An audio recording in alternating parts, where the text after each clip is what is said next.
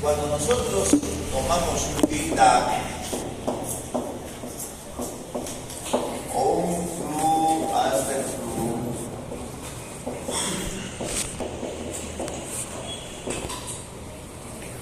¿cuál es la razón de esas pruebas? ¿Cuál es la razón de hacer un feedback y de un after flu? Uno es calcular la principal, que es la energía del reservorio, y esa energía del reservorio está dada por la presión. Nosotros decimos esta presión del reservorio, y siempre, no me cansaré de repetir, que toda presión del reservorio está referida a un punto. Puede ser datum play o puede ser un punto de medición.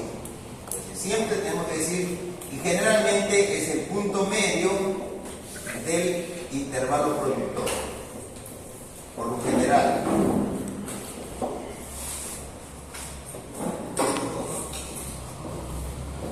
El intervalo productor, por lo general.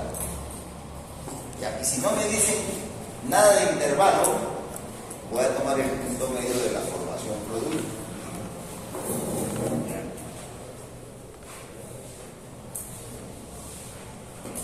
Esto lo puedo determinar. Ya saben que el flu, after flu, es una combinación varias drawdown.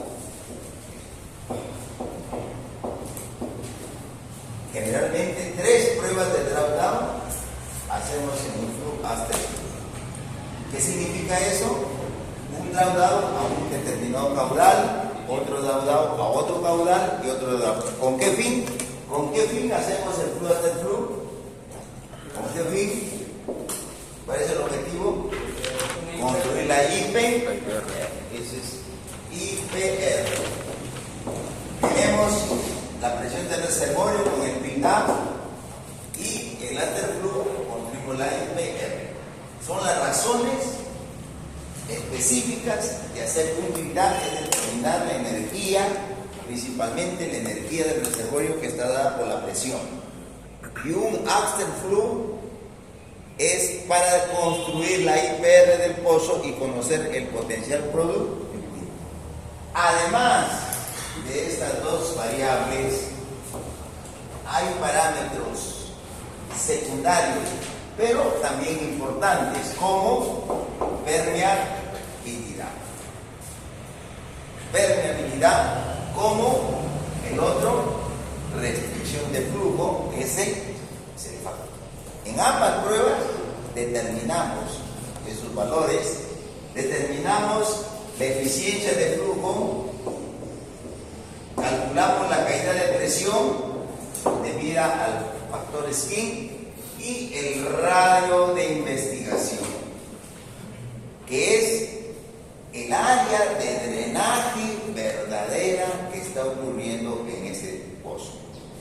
Entonces, este radio de investigación me va el área de drenaje real, porque eso va a ser pi radio de investigación elevado al cuadrado entre 43.560.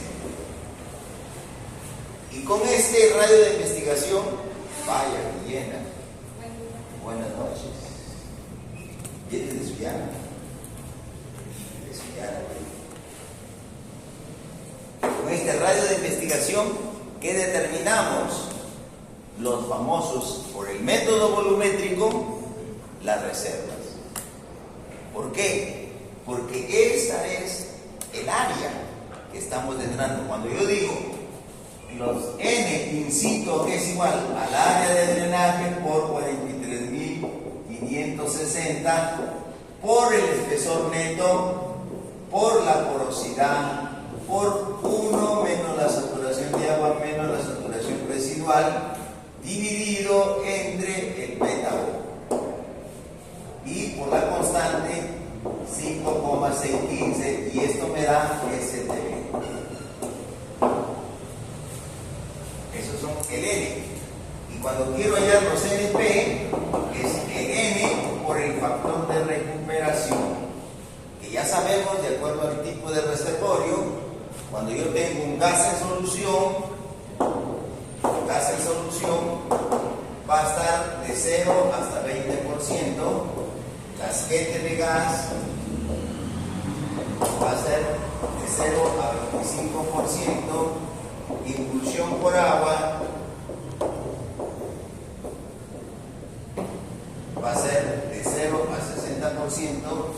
En los reservorios, esto se llama, estos dos, gas en solución y casquete, reservorios saturados, impulsión por agua y expansión de la roca. Estos dos se llaman reservorios no saturados. Y el último tipo de reservorio es segregación gravitacional.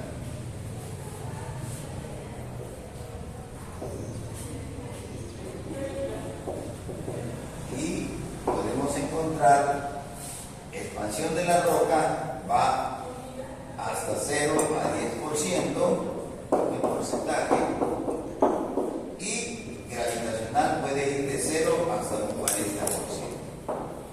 Estos son los factores tradicionalmente que se logran a nivel mundial. Esos factores de recuperación son de todo el reservorio en su vida, y la vida de un reservorio tiene recuperación primaria y recuperación mejorada. O sea, el total vamos a sacar, es decir, ya no un reservorio que encontramos, si es gas en solución, máximo le voy a sacar el 20% del petróleo, y sí, no voy a poder sacarle más. Si por recuperación primaria ya me dio el 20%, difícilmente voy a encontrar petróleo por recuperación mejorada. Los reservorios que nos drenan más el reservorio es impulsión por agua. Si yo encuentro un reservorio con impulsión por agua llamado water dry, todo el petróleo que yo recupere va a ser recuperación primaria. Ya no queda nada de recuperación mejorada. Los reservorios. Una pregunta, ingeniero. Para llegar al nivel que es la resta de la saturación de reservar el petróleo, pero eso no se persigue en los de los que no lo usan. La saturación del petróleo. La saturación es igual. Sí, yo sí lo uso. ¿Por qué? Si tú no lo usas, quiere decir que estás poniendo petróleo ahí. Este es el petróleo neto que yo voy a sacar, neto. Porque ¿esto qué significa? Es lo que no va a salir. ¿Por qué le quitamos la saturación de agua? Porque yo no voy a producir agua. ¿Qué quiero? Petróleo. Si yo quiero sacar neto, ¿qué vas a hacer? Si tú quieres, vamos a decir, compras 20 manzanas. De esas 20 manzanas, sabes que 10 ya están podridas y que 3 te pueden malograr. ¿Cuántos vas a recuperar? ¿Cuánto vas a tener neto? ¿Ah? No. De hecho, si compras 20 manzanas, 10 ya están podridas, 10 podridas, y 3 se pueden podrir. ¿Cuántas manzanas netas tú tienes para venderlas? Eso es lo que estamos hablando.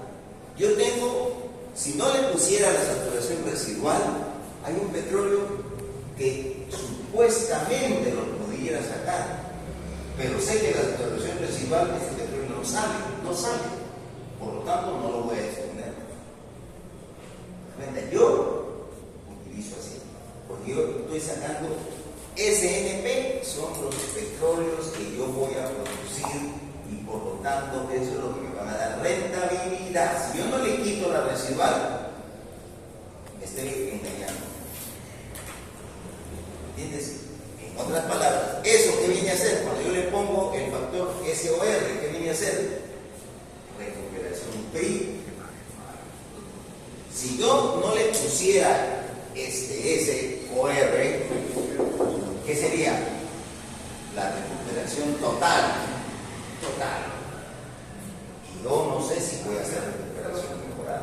Es que hizo cálculos de reservas pasadas de los lotes de los que no hemos sacado. Pero es algo comercial, o sea, para pensar que pueden sacar más para comerciar más de los inversionistas o está mal hecho el cálculo. No, es que es para, si tú me sacas, si no pones el SOR, van a salir más reservas o menos reservas. Sería para sacar una volumen así, hacer como más comercializable. No, sino que más bien lo que tú estás mostrando de que eso vas a recuperar y entiendes que si no lo sacas en recuperación primaria, puedes sacarlo con recuperación secundaria. Pero al final hablas de reservas, que es otro concepto. Reservas es probadas, desarrolladas y probadas no desarrolladas. Las probadas desarrolladas son recuperación primaria, porque eso es lo que tú te vas a producir. Y las no desarrolladas son reservas para la recuperación mejorada. Por eso ellos ponen todas las reservas, eso es todas las reservas. Y tú compras por todas las reservas, tú lo vendes por todo. Y hay 100,000, vas a pagar por 100,000. Ahora tú no sabes de esos 100,000 cuánto vas a recuperar por primaria. Tú estás vendiendo elotes, estás vendiendo, como dices, un terreno que tú no sabes.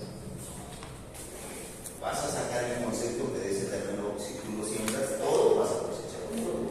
Pero tú no sabes que te vas a encontrar, te vas a encontrar pura roja y no vas a sacar nada. Pero el negocio es así. ¿Ya? Entonces, ¿yo por qué uso SOR? Porque estoy diciendo que ese es mi petróleo que yo voy a recuperar. Y ese petróleo es plata. Plata que va a venir. De lo que va a ser recuperación mejorada, no sé. Si yo voy a llegar a eso. Está bien tu pregunta. En muchos textos dicen de frente así. NP totales. Pero Lo que es en sí.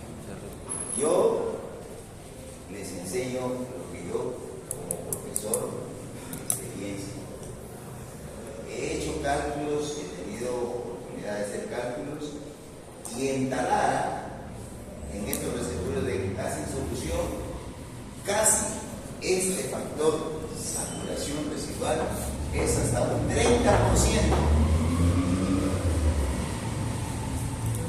Es hasta un 30%. Imagínate si tú dices, si no le pones el SOR, vas a sacar 1 millón de barriles, ¿realmente cuánto vas a sacar? Si ya sabes que el 30% no tienes. Y si tú haces una rentabilidad con 1 millón y con una rentabilidad con 700, ¿quién te da más rentabilidad? ¿Ya te estás engañando? Son conceptos que tienen que ver con el punto de vista económico. Entonces yo siempre digo, los NP que yo voy, por eso hablo de NP. Y esos NP son los NP rentables. Si es que el precio del crudo, las inversiones, los gastos operativos dejan rentabilidad. Pero si no, no es rentable. Ya. Es este concepto de declaración nada más. Y entonces por eso es que los reservoristas, para evitarse problemas, hablan de reservas mínimas, probables y máximas.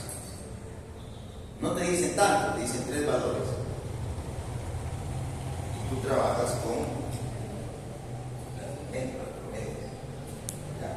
Bien. Pero yo decía, ¿para qué existe este?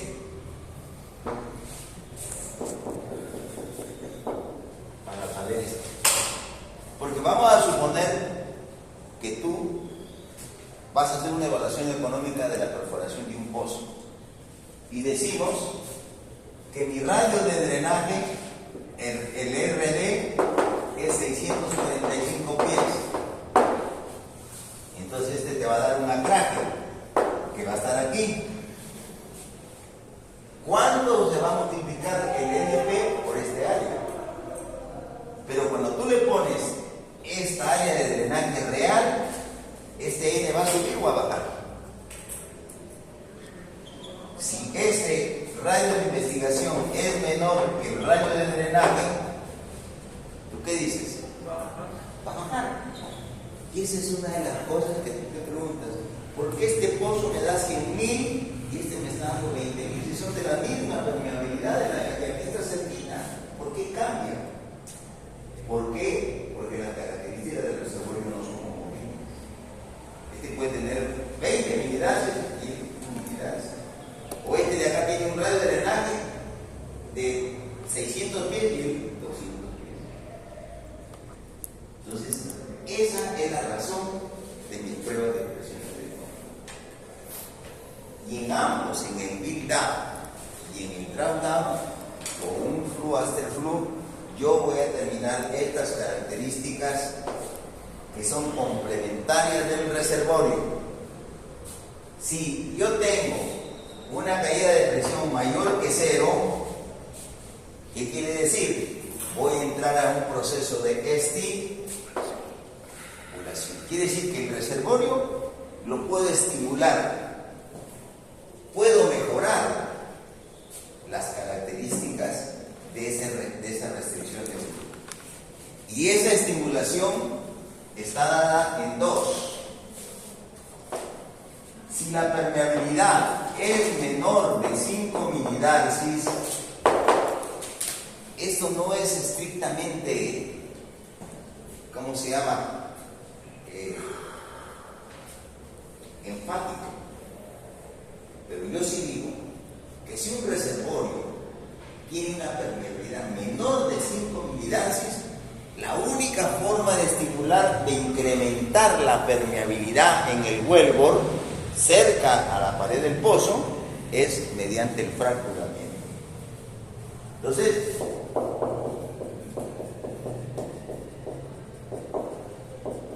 fracturamiento. Y yo clasifico las permeabilidades en 3 rangos: de 0 a 5, de 5 a 50, de 50 a 200 y más de 200. Todo milidarcios.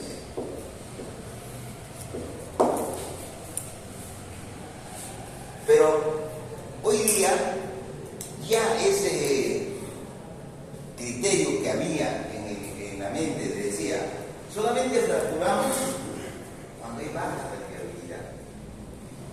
Ese concepto está desapareciendo, porque he visto que fractura hasta con 200 milidarcios. O sea que ya ese concepto de que si la permeabilidad es baja se usa fracturamiento, obligatoriamente sí es, pero no necesariamente. Si yo tengo un reservorio que tiene 50 milidarcios y para mejorar, si tiene daño, para mejorar su capacidad de flujo, digo, voy a fracturar, es válido. ¿De qué va a depender todo? ¿De qué depende en la vida? Todo hay esta palabrita que siempre no la debemos olvidar: costo, beneficio. Y hagan ustedes cuando estén a punto de casarse. ¿Cuánto me va a costar casarme? Primero, por su libertad. Ya no son libres. De una manera, la vez dijo que te vas, ¿verdad? La libertad tiene un precio. Segundo, te va a costar hijos. Cada hijo le cuesta un montón de plata ahora. Entonces, si tú encuentras al hacer este costo que hay un beneficio, vale, vamos. Pero si no hay beneficio, entonces ¿de qué estamos hablando cuando hacemos un trabajo de estimulación? Valorizar cuánto va a costar la estimulación. Y entonces lo comparas con lo que tú vas a ganar. Si eso es rentable, en buena hora estimulas. Pero si esa estimulación, vamos a poner que yo tengo un reservorio que tiene 100 milidarcis y tiene daño, y estimularlo me cuesta $2 millones y solamente voy a incrementar un 10% de producción. Hago mi análisis económico, no paga. Entonces, déjalo ahí. Estoy ganando bien, sin gastar nada, déjalo ahí. Ese es el concepto en general. La estimulación, todo lo mejora que se tenga que hacer, en todo. La mejora tiene que estar relacionada con un beneficio. Si no hay beneficio, señores, mejor dejarlo ahí. Tranquilo. Ya, entonces, y la otra estimulación es la acidificación.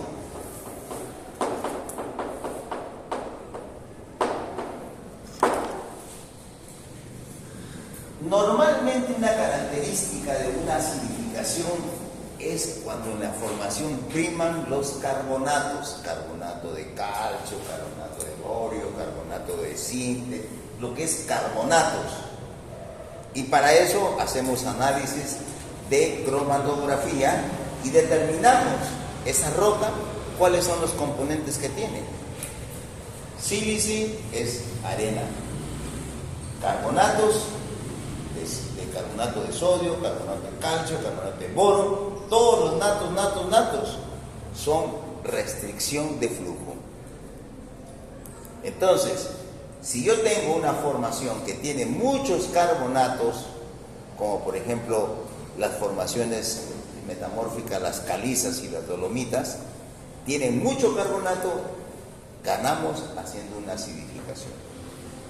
Y esta acidificación la hacemos de dos maneras: matricial y en el huevo. Matricial, entramos a la matriz, nos metemos adentro acá para mejorar. ¿Para qué cosa? Porque el poro, este poro que yo tengo, este espacio entre 2 granos, aquí este poro totalmente no deja, porque aquí está sellado con carbonato. No lo deja que ese petróleo fluya. No es porque no es la permeabilidad, está restringida porque hay obstrucción en el paso. No es porque sea bajita la permeabilidad, porque se define permeabilidad como la capacidad de flujo. Pero por ejemplo, voy a tomar el ejemplo, si uno entre ustedes, ¿quién es el que corre más? El más veloz. Quiere decir que es el que tiene menos restricción de flujo, es el que corre. Esa es la permeabilidad, es una propiedad innata de la formación.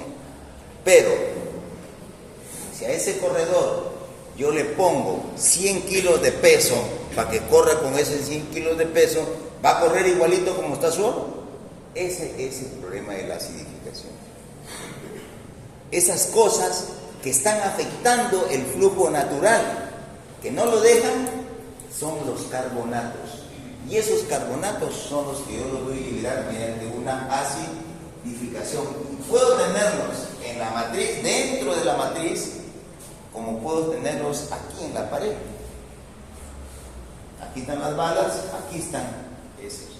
Entonces, yo tengo un ácido matricial, yo voy a hacer una acidificación matricial, o esto se llama, voy a hacer un spot ácido, para limpiar solamente el huevo. No voy a entrar a la matriz, pero para eso, ¿cómo lo voy a determinar? Con la prueba de presión de fuego. Si no tengo esa información, puedo tener la información del core, del núcleo, que he hecho su análisis mineralógico y sé qué cosa tiene, pero no sé los rangos de presión, hasta qué zona pueda estar la restricción de flujo. Entonces, eso es lo que tenemos que tener cuidado. En la práctica, como les digo, talara, si la permeabilidad es menor de 5 milidarcis, se fractura. Y todas las formaciones que tenemos en Talara, casi el 80%, solamente hay 3 formaciones que tienen más de 5. Pariñas, superior, el otro que tiene también penalidad es, ¿cómo se llama? Pasar Salinas y Salina Mogollón. El resto, hasta 0.1 de milidarcios de permeabilidad. Bien duras, por ejemplo, el Pariñas inferior, bien duro. El Mogollón, el San Cristóbal, formaciones bien duras que realmente, gracias a eso, que en los años 30 no había todavía esa tecnología para producir pozos de bajas permeabilidades, es que la cuenca Talara tiene petróleo.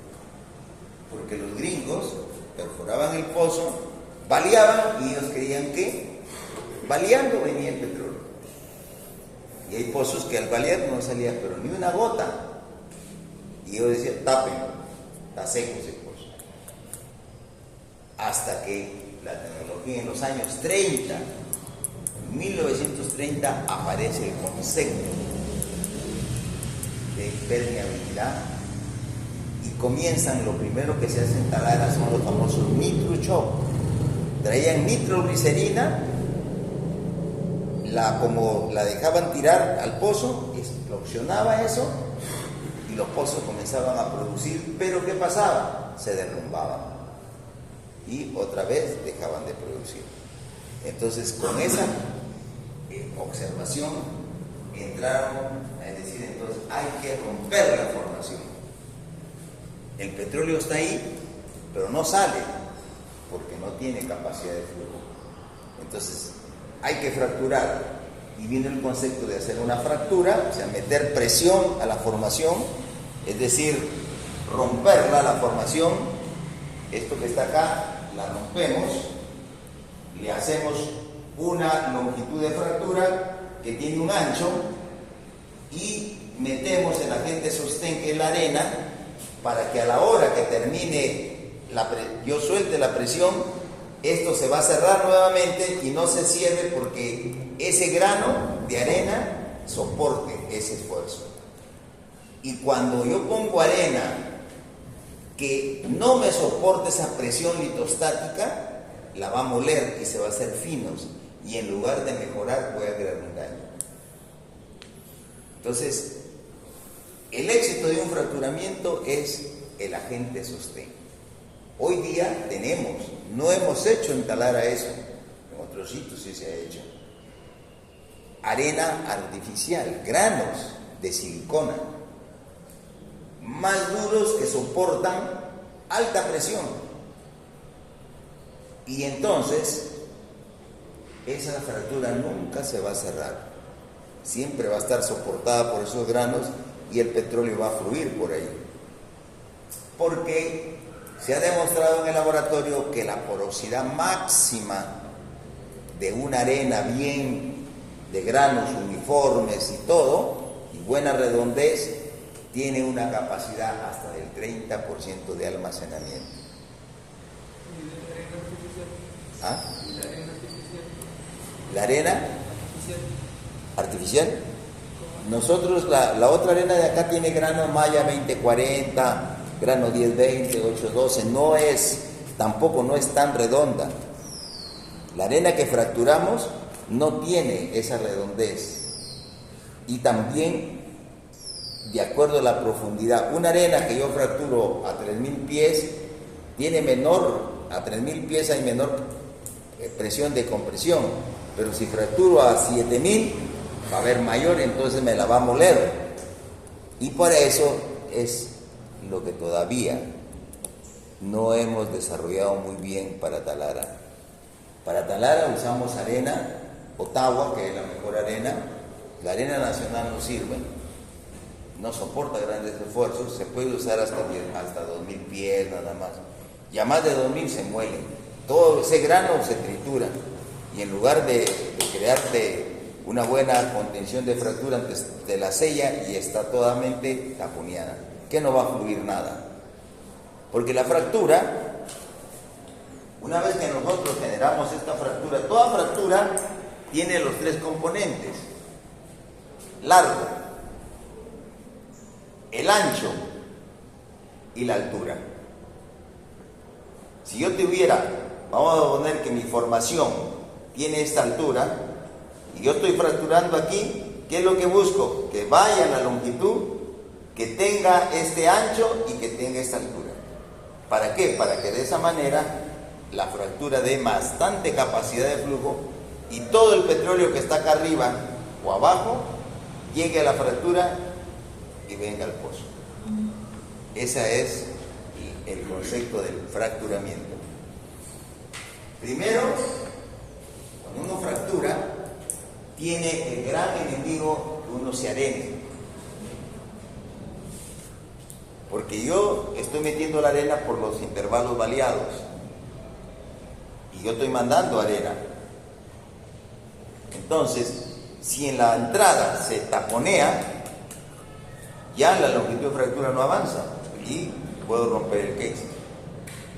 Entonces hay que tener buena experiencia cuando uno hace un fracturamiento y conocer muy bien la formación. Hay formaciones que te aceptan concentraciones de medio libra por galón. O sea, en un galón de fluido va disuelto media libra de arena y pasa tranquilamente. Tú le pones 5 libras por galón, se atora. Ya no deja pasar y el fracturamiento quedó mal. Porque no ha logrado la longitud de fractura. Porque muchas veces para fracturar, ¿cómo fracturamos primero? Rompemos la formación. Para romper la formación yo uso presión y un fluido que le denominamos el PAC, que es el fluido que rompe la formación. Te hizo la grieta, pero se cerró nuevamente porque no le has mandado el agente de sostén. Entonces primero hacemos la grieta, ahora sí vamos a meter arena. Viene el fluido con arena con una concentración de 0.5, 1, 1.52 y sigues mandando. Si logras meter todo el volumen de arena en esa longitud de fractura que has hecho, perfecto. Entonces toda la arena que ya tienes arriba, que está en el casing, tú la vas a desplazar. La empujas, la empujas, la empujas y cuando no queda nada de arena dentro de los intervalos, toda esa arena la has metido y entonces la fractura ha quedado bien hecha.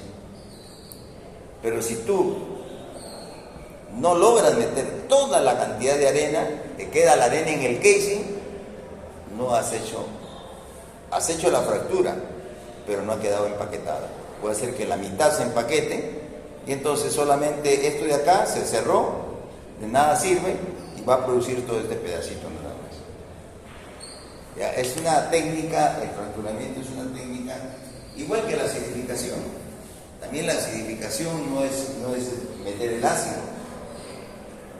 Y hay bastante tipo de ácidos. Hay ácidos inorgánicos y hay ácidos orgánicos. ¿Ya? El ácido acético, el limón, por ejemplo, un ácido que se utiliza para liberar bicarbonatos. O también un ácido inorgánico, como es el ácido clorhídrico, el ácido fluorhídrico. Los acetatos son ácidos orgánicos. Y todo va a depender de quién, de la litología de la formación, del contenido de minerales que tenga la formación. Cada formación tiene minerales y para cada mineral hay un tratamiento. Es como hay un montón de virus y no a todos los virus los atacamos con el mismo remedio. Tal virus, el médico sabe, para recetarte mide el análisis, te ve y te da tal. Este otro virus, tal. Porque si, ¿qué pasa con el cuerpo humano? Porque nuestro cuerpo humano es resistente a los virus. Si tú tienes un virus y te da una concentración de la ampicilina o la megacilina, que es el que mata todos los virus, puede hacer que el virus se hace potente y ya no es sensible y se siga desarrollando de tal manera de que por más megacilina que te dé o ampicilina que te pongan, no le hace nada, ya el virus le hace cosquilla, porque ya mutó, ya se hizo resistente a esa enfermedad. Algo parecido sucede también en la formación. Tú le metes un ácido, hemos visto, primero acidificamos, un ácido, otra vez la producción cae, vuelves a acidificar, le pones el mismo ácido que le pusiste en la primera vez, ya no hay resultado. ¿Por qué? Porque ese ácido, ya la formación se volvió, ¿cómo decirse? Ya acepta, no le interesa, no disuelve nada el ácido eso. Entonces hay que cambiarle de otro tipo. Y en los ácidos, ¿qué predomina? La concentración. A veces acidificamos al 7.5%, al 15% del ácido predominante, o 25%, 30%. ¿Por qué no podemos ponerle más? Por ejemplo, si estoy acidificando con ácido clorhídrico, ¿qué pasa si yo pongo ácido clorhídrico al 50%? Se come la tubería, se come el casing, y en lugar de hacer una cosa buena, hago una cosa mala. Entonces, hay concentraciones. ¿Cómo se determinan esas concentraciones? Es en el laboratorio. Es ahí en el laboratorio.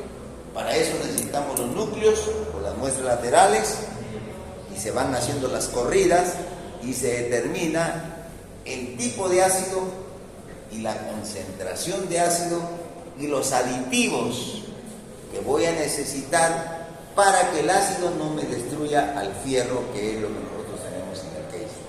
Tubing y case, o cualquier otra herramienta que tengamos. Esas tres cosas tenemos que tener en el laboratorio. En el fracturamiento antes, en las épocas de mi etapa donde asistía a los fracturamientos, no había nada con qué ver si la arena estaba entrando o no estaba entrando. Solamente estábamos ver la presión. Si la presión no subía, y se va entrando, dale. Cuando la presión comenzaba a subir, que decía, ya me estoy arenando. Y esperar hasta que pueda soportar el casing esa presión. Ya llegaba al límite, para, y ahí se quedó. De eso hay muchos pozos en Talara que están mal fracturados, porque nadie ha puesto en el reporte que se han arenado. Entonces, hay muchas formaciones que se han fracturado, pero que realmente no se logró hacer una buena fractura. Y entonces se puede hacer ahora una etapa de refracturamiento. Y eso es la oportunidad que tiene Talara. Talara tiene mucho para hacer, pero hay que invertir tecnología y necesitamos gente que estudie, que esté metido para analizar eso. Hoy día, ¿qué tenemos una ventaja? Que los software nos permiten hacer simulaciones. Entonces podemos hacer una simulación, le metemos al software las características del reservorio, la dureza de la roca, todo, su permeabilidad, todo, y comenzamos a ensayar. ¿Qué pasaría? ¿Cómo serían las características de la fractura de cemento? Tal volumen de arena y tal volumen de fluido, porque tenemos que meter fluido y arena. El fluido, la arena va en suspensión con el fluido, pero necesitamos un agente que la sostenga la arena, porque la arena se puede precipitar, se cae. Ese sistema es un gel. Metemos un gel para que la arena vaya en suspensión, como si fuera una gelatina. Ahí va la arena. Si le metes mucho gel, el gel taponea. Si le pones menos gel, la arena se cae. Todo eso te permite hacer ahora el software. Y corres y dices, hay que meter para lograr, ¿por qué lo que quieres? La longitud de fractura. Porque si tú hicieras es el reservorio, o sea, cómo es el concepto de lo que buscamos.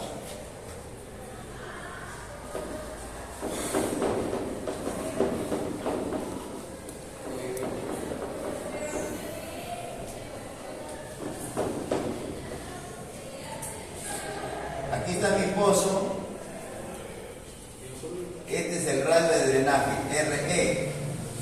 El radio de drenaje RE, el cual yo propongo en la perforación del pozo y pienso que eso lo voy a drenar. ¿Ya? ¿Qué es lo que hago cuando fracturo? Si yo fracturara, todo este tiene una permeabilidad. Si hiciera una fractura igual al RE, todo este petróleo comenzaría a caer por esa fractura. Es decir, estaría alcanzando el radio de drenaje. Pero para alcanzar ese RE necesitaría una potencia tremenda para lograrlo. Y hay una potencia máxima. Máximo que ahorita equipos hasta 5000 PSI. Más de 5000 PSI ya son equipos especiales, que eso es lo que están usando ahí en Vaca Muerta para hacer los frac, para los gas shell gas y shell oil. Pero aquí nosotros no tenemos. Máximo acá hasta 5000. ¿Y cuánto va con ese equipo? Con las condiciones que hacemos nosotros, llegamos máximo hasta 150 pies. Ya. Ojo. Esta es mi longitud de fractura. Con esto me va a dar una producción Q. Cuando yo hago mis pruebas en Talara de fondo, pueda que el radio de investigación solo... ¿Qué pasaría si mi radio de investigación es igual a 150 pies? ¿Qué diría? Estoy drenando toda la longitud de fractura. Pero el RE, 645 pies, un radio de investigación prima, 300 pies. ¿Qué quiere decir? ¿Qué quiere decir si yo digo, mi fractura tiene 50 pies, mi radio de investigación 300 pies, o sea, ha llegado hasta acá? ¿Qué quiere decir? Que esto desde aquí se está drenando. Viene en esta zona que no está fracturada, desde los 300 hasta los 150, y recién de los 150 para acá está viniendo por la fractura. Esto de aquí está produciendo con esta permeabilidad virgen. Aquí está produciendo con esta permeabilidad, que es la permeabilidad que tiene la fractura, mucha capacidad para correr. Ya, por eso entonces, cuando nosotros calculamos el radio de investigación, nos permite ver. Hemos visto casos que dice el software era 150 pies la longitud de fractura, y a la hora que hacemos la prueba de build-out o de drawdown, el radio de investigación 100 pies. ¿A quién le creo? ¿150 o 100 pies? Yo le creo más a la prueba de 300. Entonces digo, ese pozo no está fluyendo, o sea, el fracturamiento no fue bueno, porque si debimos abrir la longitud de fractura a 150 pies, solamente se abrió 100 pies, por lo tanto no está bueno. Esas son las cosas que tenemos que ver. Y nuestro objetivo en este curso de gerenciamiento de reservorios es que el reservorio esté bien estimulado para poder sacar la mayor cantidad de petróleo y gas. Entonces, por eso es que tenemos que tener una idea cómo fracturamos, qué parámetros necesitamos para fracturar, si acidificamos, cómo acidificamos, porque esa es la condición del reservorio. Un reservorio es estático, pero para volverlo dinámico es con las técnicas que nosotros hacemos para producirlo. Por lo tanto, el build-up es una condición estática, es lo que hay ahí. Y cuando hacemos un drawdown, es una condición dinámica, lo real. Entonces, el radio de investigación que yo tengo con un drawdown es mucho mejor, más real, que el radio de investigación que tengo con un big down, porque eso está en forma estática. El radio de investigación con un big down es hasta dónde me he investigado la presión y me he dicho, mira, la presión hasta aquí llegó. Este es el radio de investigación. Desde aquí se puede mover el fluido hacia la puerta. Eso es lo que me ha hecho el radio de investigación en el big down. Pero en el drawdown, ¿qué me dice? Desde ahí se está moviendo el cuerpo, pero ya en forma dinámica. Desde aquí viene el petróleo a la puerta. Entonces, mejor un drawdown es la mejor información que yo puedo tener. ¿Cuál está lo que me limita? Que yo tenga un buen control de presión de reservorio. Y para tener un control de presión de reservorio, no necesito saber permeabilidad. ¿Qué necesito saber para un control de reservorio? Solamente la presión es estática. ¿Y cómo determino la presión estática? Yo les enseñé. ¿Cuál es el método más fácil? Presión estática, ¿cuál es el método más fácil? No, ya es inevitable, el más caro, el más sencillo. PCP. Cierro el pozo, bajo el registrador, se estabiliza la presión y ya está la presión estable. Con esa hago mi prueba de drawdown de mi presión inicial y determino todo. ¿Se dan cuenta? Así es como debemos manejar, gerenciar nuestros reservorios. Pero meterle en la cabeza que la presión del reservorio tenemos que saber. Y cuando hablamos de presión del reservorio, esto es lo que sucede.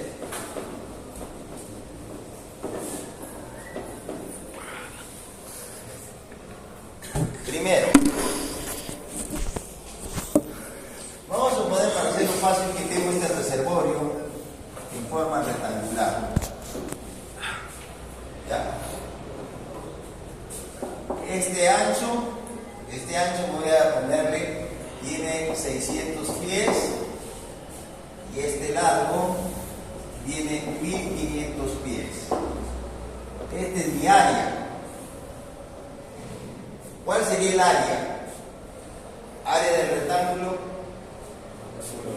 base por altura, sería 1500 por 600 pies. Estamos hablando de cuánto?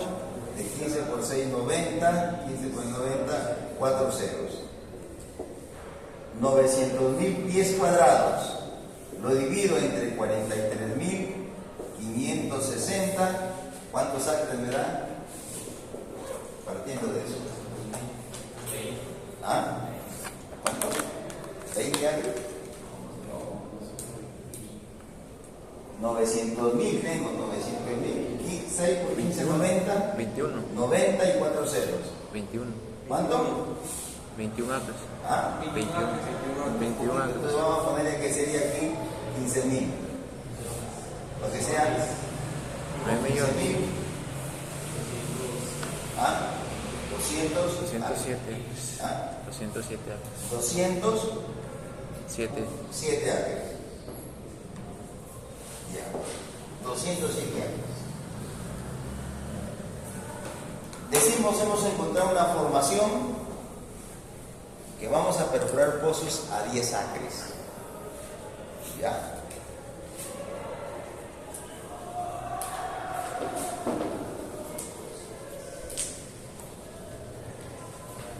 Entonces digo, en mi formación, el radio de investigación, 10 acres.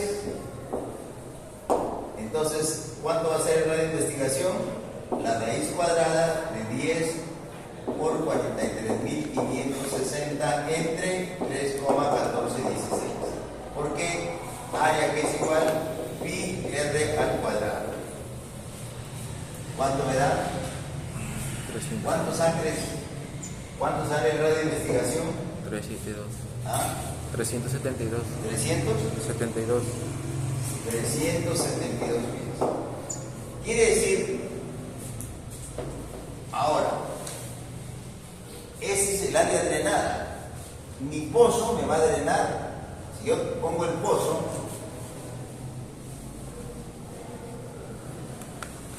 si este fuera mi pozo, aquí el centro del pozo, él va a drenar acá 372 pies y acá 372 pies. Todo esto es lo que va a drenar. Correcto. Eso va a drenar. Pero para yo drenar esto, necesito una área que va a ser un cuadrado. Esa área para perforar el pozo será igual al diámetro, que es 2 por el radio de drenaje, RE, elevado al cuadrado, dividido entre 43.560. Entonces será aquí 372 por 2 elevado al cuadrado entre 43.560. ¿Cuánto sale esa área A?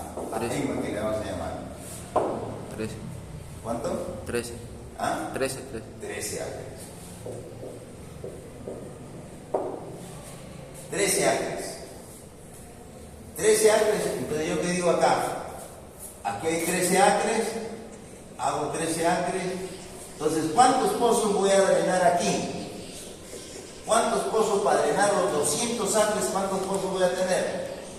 ¿Cuántos cuadrados tengo que hacer? 207 el número de pozos. Será igual 207 entre cuánto? Entre 13. 15 por ¿Cuántos dan? 15. 15 pozos. Entonces aquí voy a tener 15 cajones. 3, 5. 1, 2, 3, 4, 5. Ahí está, 15 cajones. Y en cada cajón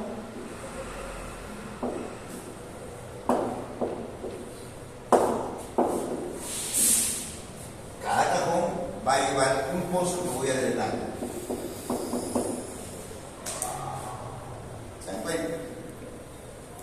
Estos espacios, así los pongo. Ustedes háganlo en un papel bien ordenado para ver, porque así se hace la distribución de la perforación de pozos. ¿Ya? Un papel cuadriculado bien a escala, 600 pies de altura y 15.000 pies de largo. Entonces, ¿qué vamos a hacer? Miren, aquí, por supuesto que eso está mal trazado así, pero va a quedar bien. Van a quedar áreas que no van a drenarse. En 13 acres, me dijeron, y esto sale 13 acres. 13 acres. ¿Cuántos acres voy a drenar? 10 acres. Por cada cajón que yo tenga, ¿cuántos acres no van a drenarse? 13 menos 10, 3. Y si yo tengo 3 y voy a hacer 15 pozos que usted me ha dicho acá, ¿cuántos acres no van a estar drenados? 3 por 15, 45 acres. Y en 45 acres no drenados, yo puedo poner ¿cuántos pozos más?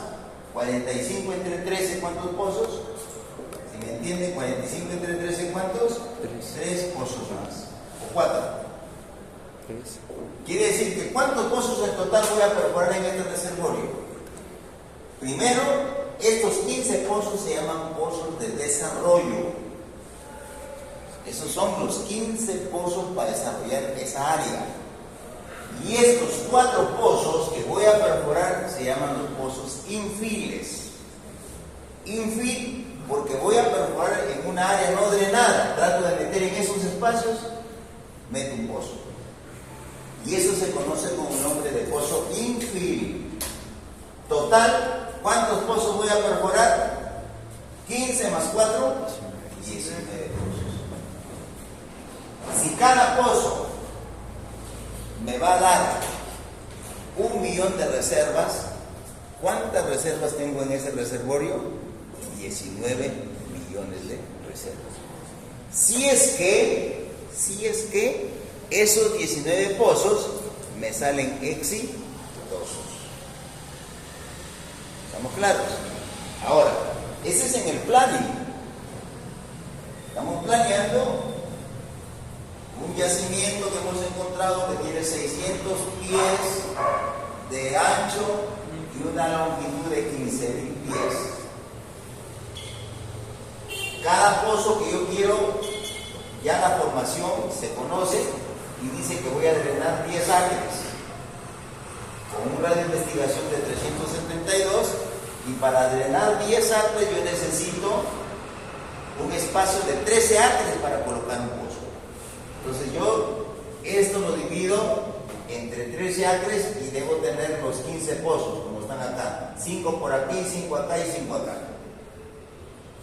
Pero me están quedando espacios no drenados, y entonces digo, por cada pozo que me van a quedar 3 acres, por 15 son 45 acres, divido entre 13, tengo 4 pozos más. Ya no puedo meter más pozos.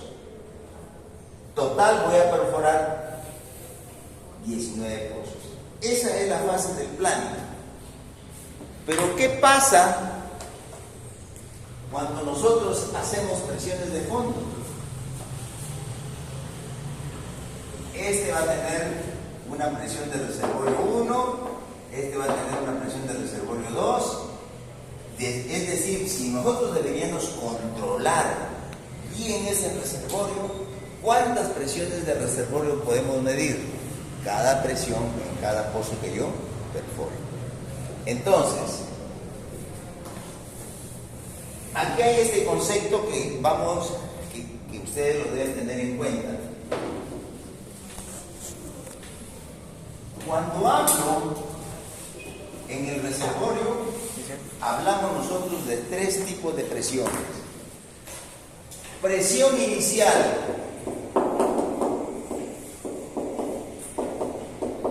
Presión inicial del reservorio.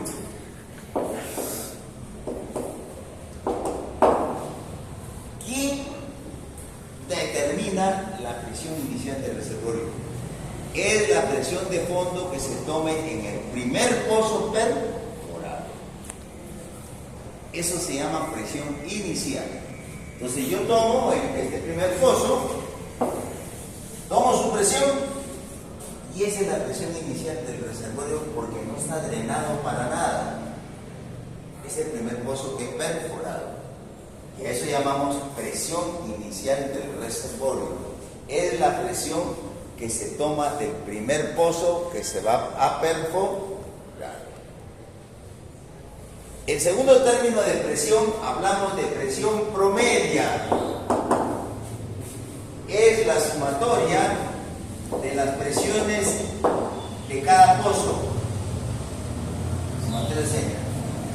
Vamos a poner, si solo he perforado 8 pozos, debo tener la sumatoria de los 8 pozos, lo divido entre 8 y tengo la presión promedio. Nosotros vamos haciendo un control en el tiempo de este gráfico en papel cartesiano, donde tenemos presión aquí y aquí tiempo. Y esto es lo que manejamos para el control del reservorio. Aquí fue la presión inicial en el tiempo 0, arrancamos y pasamos este tiempo t y tenemos esta presión. Quiere decir que esa es la declinación de la presión por efecto de la producción de esos 8 pozos que yo he perforado. Sigo, voy a tener bajando la presión mientras más pozos voy perforando en el tiempo, porque aquí está al costado número de pozos.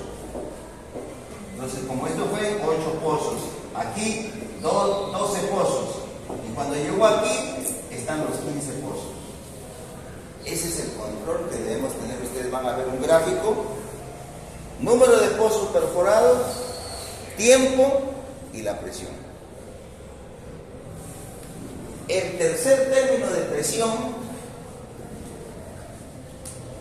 es la presión de abandono.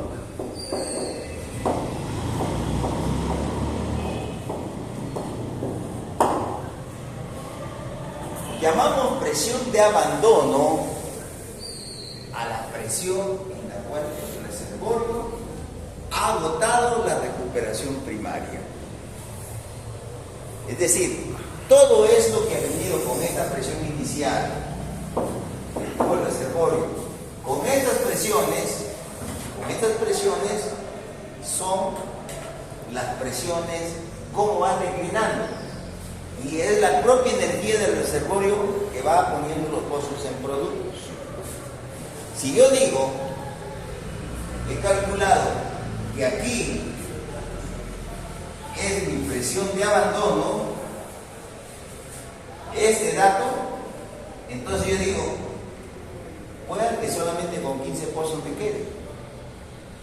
Porque si perforo los 19, voy a estar por debajo de la presión de abandono y entonces ya no voy a sacar ni un barril más. Este cuadro es importante llevar el gráfico para ver estos tres valores. La presión inicial en el tiempo T0 cuando el pozo todavía no está en producción, pero es perforado.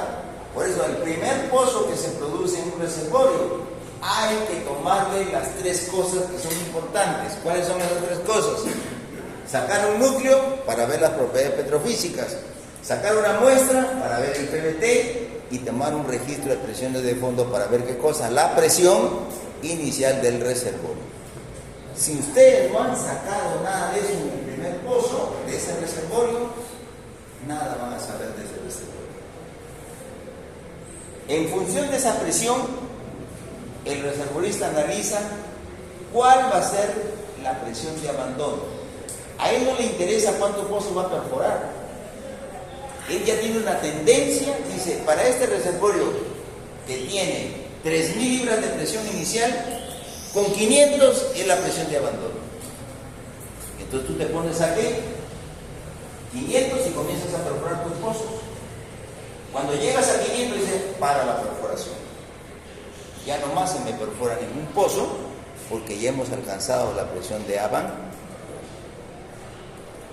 Y ahí, cuando hemos llegado a esta presión de abandono, que es la presión para alcanzar la recuperación primaria, se hace el análisis para ver si hay reservas remanentes para poder aplicar recuperación mejorada. ¿Entendieron? Entonces, la recuperación mejorada no es una cosa que yo voy a aplicarle, es una cosa que primero tenemos dos variables, la presión de abandono y la saturación residual del petróleo. Si la saturación residual del petróleo es alta, más del 10%, hay posibilidades de meternos a calcular cuánto petróleo residual tenemos. Y ese petróleo residual lo vamos a evaluar cuánto nos va a costar hacer la recuperación mejorada para llevarla a cabo. Y toda recuperación mejorada, ¿qué lleva a cabo? Perforación de pozos, inyectores. Y también puede ser pozos productores.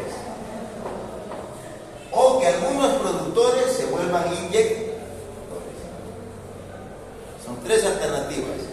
Todo proyecto de recuperación mejorada, voy a buscar cuántos pozos inyectores necesito inyectar en ese reservorio. Y cuando hago eso, primero veo los productores. ¿Cuál de esos productores lo vuelvo inyector? Si yo veo, por ejemplo aquí, de estos 15 pozos que he perforado, 5 se van a volver inyectores y yo necesito 30 pozos inyectores de acuerdo al modelo, quiere decir que ya 5 están, tengo que perforar ¿cuánto? 25 pozos. Y esa es la inversión que tenemos que hacer. Primero, en pozos inyectores, la primera inversión. 2, el tratamiento del fluido que voy a inyectar. Toda recuperación mejorada analiza primero cuántos pozos inyectores yo voy a perforar o cuántos pozos productores tengo que perforar para sacar ese petróleo por recuperación mejorada. Esa es la inversión. 2, toda la inversión que tengo que hacer para el tratamiento del fluido y almacenamiento del fluido, típico agua, por ejemplo. ¿Cuánto voy a tener que almacenar el agua? ¿Cuánto va a costarme el tratamiento de esa agua? ¿Cuánto me va a costar inyectar esa agua? Y 3, ¿cuáles son las facilidades de producción que voy a necesitar para recuperar ese petróleo? De repente construir otra batería más, otros tanques más. Toda esa inversión se va a recuperar. ¿Cuántas reservas remanentes? Acá esto lo comparo con las reservas remanentes. ¿Y qué son las reservas remanentes? Todo el petróleo que tengo después de la presión de abandono. Mientras no he llegado a la presión de abandono, todavía puedo seguir en recuperación primaria.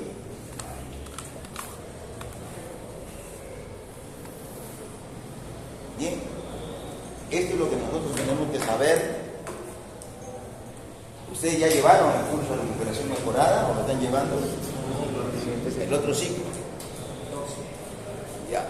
Pero tienen que saber en qué momento van a aplicar la recuperación mejorada para poder determinar este aspecto. ¿Ya? A ver, Jaramillo, trae el computador.